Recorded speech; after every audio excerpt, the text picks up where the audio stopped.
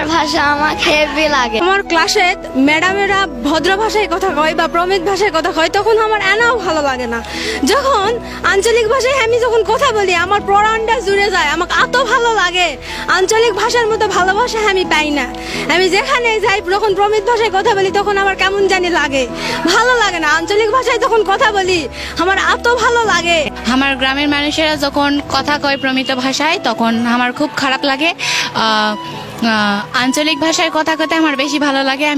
আমি নিজের মনের ভাবটা প্রকাশ করা পারি সবার সাথে। নওগাঁর ভাষা খুবই সুন্দর।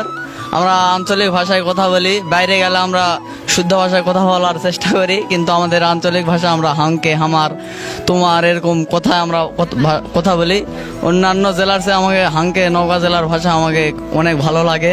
আমার নাম আয়শা, আমি পঞ্চম শ্রেণীতে পড়ি।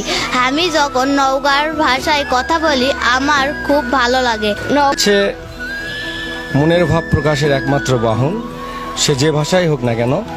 আমরা নওগাঁর লোক, আমাকে গ্রামে তো অনেক লোক থাকে যারা তুই মুই কথা কয়, হ্যাঁ আমিও তুই মুই কথা কই। তুই ক্যাঙ্কা আসু, তোর বাড়ি কর দূর, হ্যাঁ আমি খুবই ভালো লাগে। তুই এদিকে আয়, তোর সাথে আমার একটা কথা আছে। তো কোথায় যাসু? বাড়ির যাসি। তাহলে আচ্ছা ঠিক আছে, যা পরে কথা কই মুনি, তুই তাহলে হাঙ্কে ওটি আসিস। আচ্ছা ঠিক আছে। এই যে একটা এটা কিন্তু প্রত্যেক গ্রামের লোকই তার এইভাবে কথা বলতে স্বাচ্ছন্দ্য বোধ করে।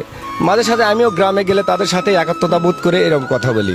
হাঙ্কে মা নাই, কোটে গেছে হাঙ্কে মা? হাঙ্কে বাড়িতে নাই, আব্বা বাজারত গেছে, আসলে দেখা করতে করতে না। আচ্ছা কমুনি যা। এই যে একটা ভাষার যে একটা চলিত রূপ, এটা